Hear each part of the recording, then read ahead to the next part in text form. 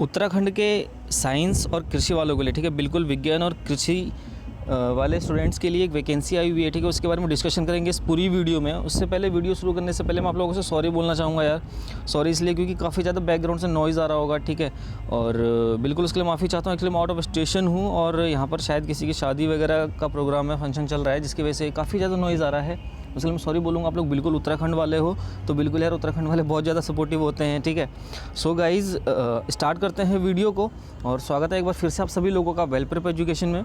So guys, Uttarakhand अधीनस्थ सेवा चयन आयोग ने जो वैकेंसी निकाली है, ये वैकेंसी है पशुपालन विभाग में और रेशम विभाग में, ठीक है। पशुपालन विभाग और रेशम विभाग के अंदर जो वैकेंसी है वो हम डिस्कस करेंगे। टोटल 120 पोस्ट हैं वो पशुपालन विभाग में है और बाकी 29 वैकेंसीज़ आपका रेशम विभाग के अंदर हैं। और इसका विज्ञापन जो आ चुका है अभी वेबसाइट पर, आप लोग जा सकते हैं बिल्कुल लॉगिन कर हम वही वेबसाइट पर आपको अभी जो आप मेरी स्क्रीन पर देख रहे हैं यूट्यूब की, तो बिल्कुल आप वही वेबसाइट का ही नोटिफिकेशन देख रहे हैं जो वेबसाइट पर अवेलेबल है, ठीक है।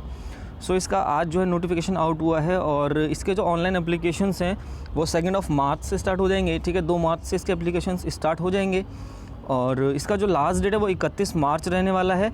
और इन्होंने जो है एक्सपेक्टेड टाइम दे दिया है एग्ज़ाम का, वो है मंथ ऑफ जून, ठीक है। जून 2020 के अंदर ये आपका एग्ज़ाम हो जाएगा, ठीक है। सो गाइज़, जो भी साइंस वाले हैं और रेशम वाले एग्रीकल्चर वाले हैं, उन लोगों के लिए बहुत अच्छी अपॉर्चुनिटी है ये। बहुत अच्छी तो यार नहीं कहेंगे, लेकिन हाँ, उत्तराखंड में कोई वैकेंसी आना मतलब सोने पे सुहागा वाली ही बात है।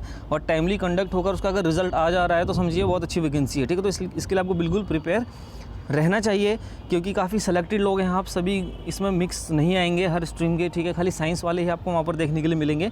तो बहुत ज़्यादा टाइम ना वेस्ट करते हुए आगे बढ़ते हैं। पूरा डिटेल में एक बार नोटिफिकेशन आप लोगों को समझा देता हूँ।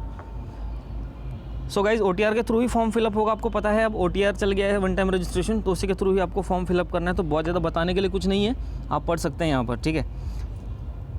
और देखिए एक चीज़ और जो नई निकल कर आ रही है अभी आयोग की तरफ से, आयोग बार बार आपको पता है कि किसी न किसी झमेले में फंस जा रहा है वो ऑफलाइन एग्ज़ाम के। तो उनकी कोशिश यही है, वो टेंडर वगैरह उन्होंने काफ़ी पहले निकाले हुए थे ऑनलाइन एग्जामिनेशन कराने के लिए।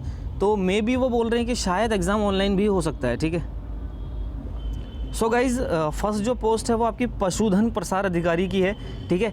ये 85% पोस्ट है, टोटल पोस्ट का 85%, ठीक है। यानी कि 108 जो पद हैं वो सीधी भर्ती से वो भरेंगे, जिसके अंदर आप देख सकते हैं पूरी डिटेल कैटेगरी वाइज यहाँ पर दिया हुआ है आपको, जिसमें से जर्नल की 59 वैकेंसीज़ हैं, ठीक है। टोटल वैकेंसीज है 108, जनरल की 59 वैकेंसीज है, जिसमें भी डिफरेंट रिजर्वेशंस दिए हुए हैं यहाँ पर। तो आप देख सकते हैं पूरा चार्ट यहाँ पर दिया हुआ है। वैकेंसीज डिटेल में डिस्कस नहीं करूँगा, वो आप लोग खुद पढ़ के यहाँ पर समझ सकते हैं, ठीक है। बैकग्राउंड नॉइज़ के लिए फिर से सॉरी बोलूँगा। और यहाँ पर जो वेतनमान रहने वाला है आपका लेवल 6 वाला रहने वाला है और एज लिमिट रहने वाली है 21 से 42 वर्ष तक, ठीक है। 21 से 42 वर्ष तक रहने वाली। और एजुकेशनल क्वालिफिकेशन यहाँ पर चाहिए आपको किसी भी विश्वविद्यालय से, भारत में विधि द्वारा स्थापित किसी भी विश्वविद्यालय से जीव विज्ञान, ठीक है, बिल्कुल आप ध्यान रखिए, जीव विज्ञान, कृषि या पशुपालन में से किसी भी एक में आपको ग्रेजुएट होना चाहिए, ठीक है। ये आपको क्वालिफिकेशन मांगी है यहाँ पर। तो इसलिए मैंने कहा था वीडियो के स्टार्ट में कि साइंस वालों के लिए बहुत अच्छी वैकेंसी है। और सेकंड, इसका जो रिटर्न एग्जामिनेशन का पैटर्न दिया हुआ है वो दिया हुआ है आपका 100 मार्क्स का एग्जामिनेशन होगा, 2 घंटे का ऑब्जेक्टिव टाइप क्वेश्चंस रहेंगे, ठीक है। जिसमें आपका जो लिखित परीक्षा का पाठ्यक्रम इन्होंने दिया हुआ है इंटर स्तर का होगा, वह शीघ्र ही आयोग की वेबसाइट पर प्रसारित किया जा रहा है, ठीक है। आयोग की वेबसाइट पर भी आपको सिलेबस मिल जाएगा। जैसे ही अपडेट होता है मैं आपको चैनल के माध्यम से आपको ट्यून इन करा दूंगा एक बार, ठीक है। नेक्स्ट वैकेंसी है पशुधन प्रसार अधिकारी की ही, ये लेकिन विभागीय कार्मिकों के लिए है, ठीक है। लिखा हुआ है 10% विभागीय कार्मिकों हेतु, ठीक है। तो 12 पद हैं इसमें, सेम इसी तरीके से है, लेकिन ये डिपार्टमेंटल कैंडिडेट्स के लिए है। तो डिटेल में इसको नहीं समझाऊंगा, सेम वही चीज़ है, ठीक है। आप लोग इसको ध्यान रखिएगा, सेम ये वही चीज़ है बट ये डिपार्टमेंटल कैंडिडेट्स के लिए, ठीक है।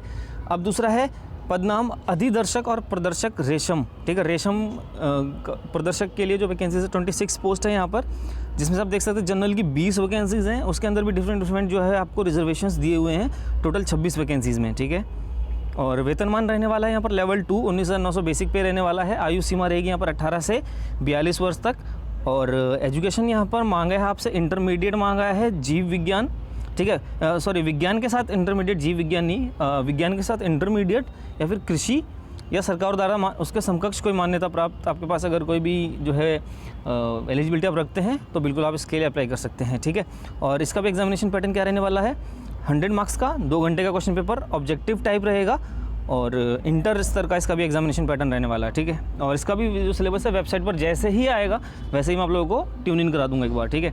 निरीक्षक रेशम, यहाँ पर खाली जो है टोटल 3 पोस्ट हैं, जिसमें से जनरल की 2 पोस्ट हैं और वेतनमान यहाँ पर रहने वाला है 29,200 बेसिक पे लेवल 5। और एजुकेशन क्वालिफिकेशन इसमें क्या मांगी है आप देख सकते हैं, विधि द्वारा स्थापित किसी विश्वविद्यालय से बीएससी जीव विज्ञान में या कृषि या एमएससी प्राणी विज्ञान, ठीक है, या एमएससी कृषि, ये आपके पास हो, ठीक है। क्वालिफिकेशन आप यहाँ पे पढ़ लीजिएगा तभी अप्लाई कीजिएगा। अगर आपके पास इनमें से कोई क्वालिफिकेशन हो तो ही आपको अप्लाई करना है। 21 से 42 साल तक आपकी एज होनी चाहिए। और रिटर्न का पैटर्न इसका भी कहीं ना कहीं वही है, 100 क्वेश्चंस 2 आवर्स और ऑब्जेक्टिव टाइप रहेगा और इंटर स्तर का रहने वाला है यहाँ पर लेवल, ठीक है। और लिखित प्रतियोगी परीक्षा के लिए कुछ कॉमन इन्होंने पॉइंट्स दिए हुए हैं। जनरल और ओबीसी कैटेगरी के लिए 45% मिनिमम आपको लाना होगा अगर आप मेरिट लिस्ट में आना चाहते हैं, और SC ST वालों के लिए 35% लाना अनिवार्य है, ठीक है, तभी आप मेरिट में आएंगे, अदरवाइज़ मेरिट में आप नहीं आ पाएंगे। और 1/4 की नेगेटिव मार्किंग है। हालांकि मुझे लगता है यहाँ पर जो है 45% ये क्राइटेरिया रखते हैं जनरल और ओबीसी के लिए, बहुत ज़्यादा रखा हुआ है इन्होंने कहीं ना कहीं, मतलब एटलीस्ट ये पासिंग क्राइटेरिया नहीं होना चाहिए, ठीक है, क्योंकि काफ़ी ज़्यादा है नेगेटिव मार्किंग के साथ 45%। आप लोगों का क्या विचार है, आप लोग प्लीज़ कमेंट सेक्शन में बताइए। हालांकि बच्चे इससे ज़्यादा भी लाते हैं, लेकिन कई पोस्ट ऐसी होती है जहाँ पर शायद टफ़ हो जाता है उन लोगों के लिए ऐसे मार्क्स ला पाना, जब सिलेबस काफ़ी टफ होता है उसके इसमें सिलेक्शन ही नहीं हो पाते। बहुत सारी वैकेंसीज ऐसी देखी गई हैं, ठीक है। सो इन्होंने लिखा हुआ है ओमार शीट पर होगा, बट आयोग बार बार एक चीज़ पे फोर्स कर रहा है कि यार ऑनलाइन भी एग्जामिनेशन हम करा सकते हैं। अगर उसको कम बच्चे मिलते हैं किसी भी वैकेंसी में तो वो बिल्कुल ऑनलाइन आवेदन कराने की सोचेगा उसको, क्योंकि वो उसके लिए एक एक्सपेरिमेंट भी होगा कि ऑनलाइन एग्जाम को वो इम्प्लीमेंट करा पा रहा है या नहीं करा पा रहा है स्टेट के अंदर, ठीक है। और क्या इंपॉर्टेंट बातें हैं, देखिए 1 जुलाई 2019 को आपकी आयु होनी चाहिए। आयु की जो निर्णायक तिथि है वो 1 जुलाई 2019 रखी है उन्होंने, हालांकि 2020 स्टार्ट हो गया है तो उनके कुछ गैजेट के अकॉर्डिंग होगा 1 जुलाई 2019, ठीक है। और एक 7 पॉइंट यहाँ पर आप देख रहे हैं, उत्तराखंड लोक सेवा आयोग की परिधि के बाहर समूह ग के सीधी भर्ती के पदों पर भर्ती हेतु आवेदन करने के लिए वही अभ्यर्थी पात्र होगा जिसने अपनी हाई स्कूल या इंटरमीडिएट अथवा इनके समकक्ष स्तर की शिक्षा उत्तराखंड राज्य में स्थित मान्यता प्राप्त संस्थानों से प्राप्त की हो, ठीक है। अगर आपने उत्तराखंड से अपना 10th और 12th किया हुआ है तो ही आप इसके लिए एलिजिबल रहेंगे। और कुछ एक जो परंतु में इन्होंने टॉपिक पॉइंट दिया हुआ है बोल्ड लेटर्स में, इसी भी आप लोगों को पढ़ना है, ठीक है। इसी भी आप लोग पढ़िए, आप तब आप समझिए कि आप एलिजिबल हैं या नहीं है। वो पूरा टॉपिक मैं नहीं पढ़ूंगा, काफ़ी ज़्यादा टाइम लग जाएगा उसमें, ठीक है। बट आप इसको बिल्कुल पढ़ के ही अप्लाई कीजिएगा कि आप एलिजिबल हैं या नहीं, आपको उससे ज़्यादा क्लियर होगा, ठीक है। और जो लोग गवर्नमेंट सर्विस में ऑलरेडी हैं वो उन लोगों को एक NOC प्रोवाइड करना होगा, ये उन्होंने लिखा हुआ है, ठीक है। और बाकी तो कुछ ऐसा पॉइंट है नहीं यहाँ पर डिस्कस करने के लिए, ऑनलाइन ही होगा OTR के थ्रू। और ये कुछ डिटेल दे रखी हैं, आपका फ़ोटो का साइज़ और हस्ताक्षर का साइज़ और अंगूठे का जो निशान है उसका साइज़ कितना होना चाहिए वो दिया हुआ है फाइल का। और बाकी नेट बैंकिंग के थ्रू आप पेमेंट कर सकते हैं, डेबिट कार्ड क्रेडिट कार्ड के थ्रू। और फ़ी यहाँ पर दे रखी है अनरिजर्व्ड और OBC के लिए 300 रुपये और बाकी सारी कैटेगरीज़ के लिए नीचे दिया हुआ है 150 रुपये एप्लीकेशन फ़ी, ठीक है। और आयोग की एक और बात, वही बात जो मैं रिपीट कर रहा हूँ बार बार, आयोग द्वारा अब ऑफलाइन परीक्षा के साथ साथ ऑनलाइन परीक्षाओं की भी तैयारी की जा रही है। अतः यह परीक्षा ऑफलाइन या ऑनलाइन दोनों में से किसी एक प्रक्रिया से संपन्न कराई जा सकती है, ठीक है। सो यही सारी चीज़ें थी। और अगर कोई डाउट हो तो प्लीज़ कमेंट करिए, कमेंट सेक्शन में अपना कमेंट आप डालिए और उसका रिस्पॉन्स मैं ज़रूर करूँगा, ठीक है। So all the best guys, bye bye and sorry यार वो नॉइज़ काफ़ी ज़्यादा था, सॉरी।